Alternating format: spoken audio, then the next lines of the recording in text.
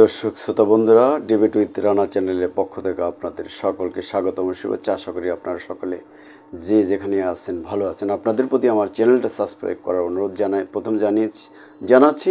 বন্ধুরা, বিএনপির সিনিয়র যুগ্ম মহাসচিব অ্যাডভোকেট রুহুল কবির রিজভী বলেছেন, আমরা জামাতকে সমর্থন করিনি।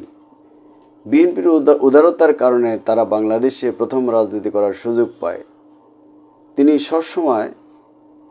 সবসময় এই দলটি মুনাফিকি করেছে। মুনাফিকি ছাড়া তারা কিছুই করেনি।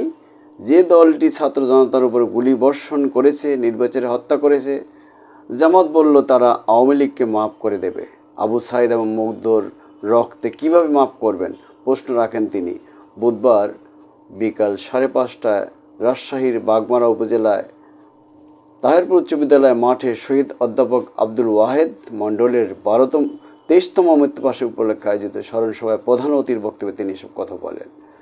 এ সময় দলটির উদ্দেশ্য করে রিজভী বলেন, শেখ হাসিনা পাসপোর্ট এবং ভিসা ছাড়া ভারতে বসে দেশের বিরুদ্ধে কথা বলছেন, উস্কানি ছড়াচ্ছেন।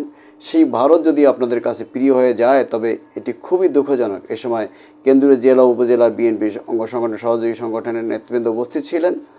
আসলে বিএনপির জামাতের উপরে ক্ষিপ্ত হওয়ার অনেকগুলো কারণ আছে। যেমন জামাত এই গত 5 আগস্ট শেখ হাসিনার বিরুদ্ধে বা আওয়ামী লীগের বিরুদ্ধে যে ব্যাপক ছাত্র জনতা বিপ্লব হয়ে গেল, সেখানে সেই বিপ্লবের অংশীদার হিসেবে জামাত বিএনপিকে অস্বীকার করতে চাইছে এবং তারা বলতে চাইছে এই বিপ্লবটা তারাই করেছে। তারপরে তারা বিএনপির বিরুদ্ধে চাঁদাবাজি সহ নানান অভিযোগ করছে, বিএনপির ইমেজ নষ্ট করার চেষ্টা করেছে। তারেক জিয়ার বিরুদ্ধে অতীতেও বিভিন্ন কথা বলেছিল, এখনও বলছে তারেক জিয়া আওয়ামী লীগের মতো করে। ফলে সেখানে তারেক জিয়ার ইমেজ নষ্ট করার চেষ্টা করছে যে বাংলাদেশের সম্ভাব্য ভবিষ্যৎ প্রধানমন্ত্রী। তারপরে বিএনপির ব্যাপারে তাদের আরও অনেকগুলো অভিযোগ আছে। বিএনপি দ্রুত নির্বাচন করতে চাচ্ছে, অবিলম্বে একটি নির্বাচন চাচ্ছে, কিন্তু জামাত যৌক্তিক সময় দেওয়ার নামে তারা কালক্ষেপণ করতে চাচ্ছে এবং সেক্ষেত্রে জামাত, হেফাজত, চরমনায়ের দল এবং ছাত্রদের একাংশের সাথে জামাতের সহযোগিতা রয়েছে বলে ধারণা করা হচ্ছে। বিএনপির অভিযোগ যে এই দলগুলো বিএনপির বিরুদ্ধে গিয়ে নির্বাচন করে তারা ক্ষমতায় আসার চক্রান্তের অংশ হিসেবে বিএনপির বিরুদ্ধে নানা কথাবার্তা বলছে এবং আওয়ামী লীগের সাথে তারা একটা জোট পাকানোর চেষ্টা করছে তলে তলে, ভারতের সঙ্গেও। এই যে এবং জামাত সে চেষ্টা করছে বলে আমাদের মনে হচ্ছে। আমরা দেখছি জামাত সব কিছু দখল করছে, মূলত বিএনপি নয়, তারা প্রশাসন দখল করছে। তারা যে পেশাজীবী সংগঠনগুলো আছে, সাংবাদিক ইউনিয়ন, ডিউজে, বিভুজে, ইভেন প্রেস ক্লাব, জাতীয় প্রেস ক্লাব, ইভেন সমবায় সমিতিকেও জামাতের কর্তৃত্ব প্রতিষ্ঠার তারা যে ব্যগ্র প্রচেষ্টা তাদের, এই সবগুলি খুব কাছে থেকে অনেকেই দেখছেন এবং তারা এটার জামাতের প্রতি তাদের দখলদারিত্বের চিন্তার চেষ্টার ঘৃণা জানাচ্ছেন। ফলে জামাত বিএনপিকে চাঁদাবাজ দখলদার না বলে বরং জামাতের নিচের দিকে নিজের চেহারায় তারা নিজের আয়নায় নিজের চেহারা দেখলে ভালো হয়। জামাত এটাই মনে করে বিএনপি এবং জামাত সেখানে যারা সৎ লোকের শাসন চাই, আল্লাহর আইন চাই বলে যে কথা বলছে, প্রকৃতপক্ষে জামাত সেরকম কোনো সৎ লোকের দলও না, আর তারা আল্লাহর আইন চায়ও না, তারা নিজেদের আখের নিয়েই ব্যস্ত আছে। এটা বিএনপি মনে করে, বিএনপি অনেকেই এটা মনে করে।